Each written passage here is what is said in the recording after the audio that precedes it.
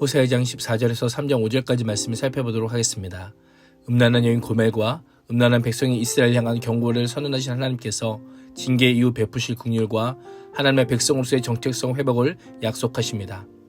호세아 선지자는 그럼에도 불구하고 이스라엘을 사랑하시는 하나님의 의지를 아내와의 재결합을 통해 보여주고 있습니다. 14절과 15절은 하나님의 설득입니다. 이스라엘은 하나님의 심판 아래 놓였지만 이전과 전혀 다른 분위기의 말씀이 선포됩니다. 보라, 내가 그녀를 설득하여 광야를 인도할 것이고 그녀의 마음에 대고 부드럽게 말할 것이다 라고 말씀합니다. 하나님께서 이스라엘의 마음을 움직여 돌이키도록 설득하십니다. 이러한 점은 호세아가 강조하는 이스라엘과 하나님과의 특별한 관계입니다. 고대 근동에서 남편과 아내로 상정되는 은유는 주로 신들과 신들 사이의 관계에서 적용되었을 뿐 신과 인간 사이의 언약이나 합의 관계는 결코 찾아볼 수 없는 개념입니다. 그러나 하나님께서는 이스라엘과 하나님과의 관계를 남편과 아내라는 은유를 통해 상하이적이거나 권위적인 개념이 아닌 동반자적인 모습을 강조하고 있습니다. 하나님께서 외도한 이스라엘 백성을 광야로 데려다가 다시 단순히 말로써 위로하는 정도가 아니라 그들의 마음속에 하나님의 율법이 새겨져 하나님의 뜻을 자발적으로 행할 수 있도록 그렇게 하시겠다라고 말씀하고 있습니다. 하나님께서 새 출발의 선물로 기쁨의 포도원을 돌려주고 진노를 경험했던 악을 골짜기를 소망의 문으로 삼겠다라고 합니다. 출애굽 신화의 때를 추억하며 회복된 이스라엘이 과거 그토록 순전한 상태로 돌아가 여호와를 전적으로 따르고 그에 대해 감사하는 마음으로 살게 되는 절차를 밟겠다라고 말씀하고 있습니다. 하나님의 일하심은 징계가 최종 목표가 아닙니다. 심판은 새로운 출발을 위한 정화의 과정일 뿐입니다. 백성들의 배신과 배반에도 불구하고 백성을 향한 여호와의 사랑은 지독하고 한결같습니다. 외도한 아내를 받아주고 사랑하는 것은 상식 밖의 사랑입니다. 왜 이렇게까지 사랑하실까요? 우리가 사랑받을 만한 자격이 있기 때문이 아니라 하나님께서 긍휼의 마음으로 우리를 사랑하시기 때문입니다.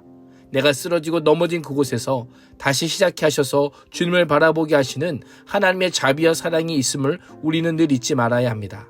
16절과 17절은 하나님과 이스라엘의 관계 회복입니다. 그날에 내가 나를 내 남편이라 일컫고 다시는 내 바알이라 일컫지 아니하리라 라고 말씀합니다. 바알은 문자적으로 소유자, 나의 주인이라는 의미로도 또한 가나안 우상을 가리키는 내 바알이라는 의미로도 번역이 가능합니다.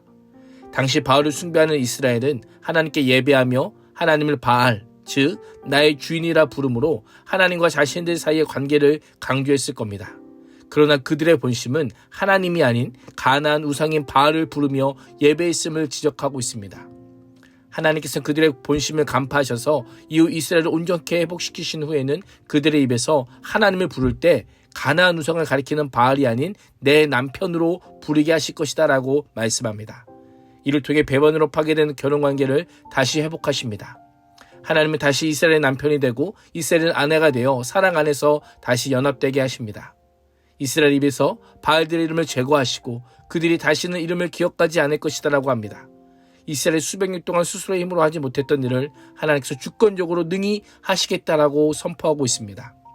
어떻게 이 일이 가능할까요? 여호와께서 남편으로서 우리의 보호자가 되시기 때문입니다. 외도한 아내에게 장가들어 공의와 정의와 은총과 긍휼로 영원히 살겠다고 말씀하신 하나님의 약속이 독생자 예수 그리스도를 내어주시는 사랑으로 성취되었기 때문입니다. 하나님께서 지금도 우리를 그와 같은 사랑으로 사랑하시며 남편으로서 우리를 보호하고 계십니다. 18절에서 20절은 하나님의 우주적 은총입니다. 하나님께서는 그날에 내가 그들을 위해 들짐승과 공중의 새와 땅 위의 피조물들과 언약을 맺겠다라고 합니다. 언약 체결은 언약 당사자 사이의 평화, 즉 샬롬이 세워짐을 의미합니다. 활과 칼과 전쟁을 땅에서 없애버리고 모두 안전하게 살게 될 것을 약속합니다. 2절에서는 이스라엘에게 더 이상 내 아내가 아니라고 하시며 결혼 관계를 부정하셨지만 19절에서는 내가 나를 위해 너와 영원히 혼약을 맺고 내 의로움과 정의로 긍휼과 긍휼로 혼인하겠다라고 선언합니다. 내가 나를 위해 진실로 혼약을 맺을 것이다. 그러면 너는 여호와를 알게 될 것이다 라고 말씀합니다. 알리라라고 하는 표현은 단순히 사실관계를 아는 지적인 알미 아닌 직접적이고 생생한 경험을 통한 알미나 또는 육체적, 인격적 관계를 통해 상대를 보다 친밀하게 아는 것을 의미합니다.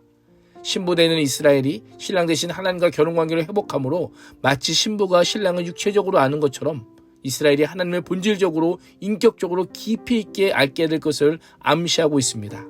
자신들에 대한 여호와의 진심을 알고 하나님의 뜻을 깨닫고 영원히 하나님을 기쁘시게 하는 존재가 될 것임을 약속하고 있습니다. 21절에서 23절은 우주적인 회복입니다. 진정한 회복은 우주적입니다. 다시 그네레라고 하는 표현을 통해 하늘에 응답하고 하늘은 땅에 응답할 것이라고 합니다.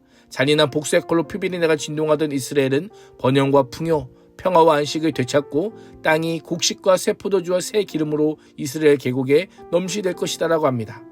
이를 통해 비를 내리고 풍요를 가져오는 신이 더 이상 바알이 아니라 하늘과 땅을 지으신 여호와 하나님이심을 선포하고 있습니다.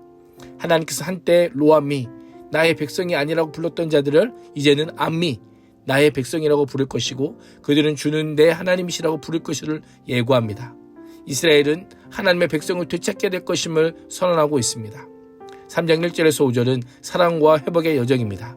하나님께서 호세아에게 외간 남자의 사랑에 혹하여 떠는 아내 고멜을 다시 찾아 사랑하라라고 말씀합니다. 이에 호세아는 은 15개와 보리 한 오멜 반을 치르고 그녀를 데려와 사랑해주며 다시는 음행하지 말라고 타이릅니다. 율법대로 대하지 않고 용서와 사랑으로 대하며 자숙의 시간을 갖게 합니다. 이스라엘은 더 이상 여러 선당에 행해지는 다른 신들을 위한 제사 의식이나 축제에 참여하지 말아야 합니다. 하나님과 신뢰를 회복하기 위해 기다림의 시간이 필요합니다.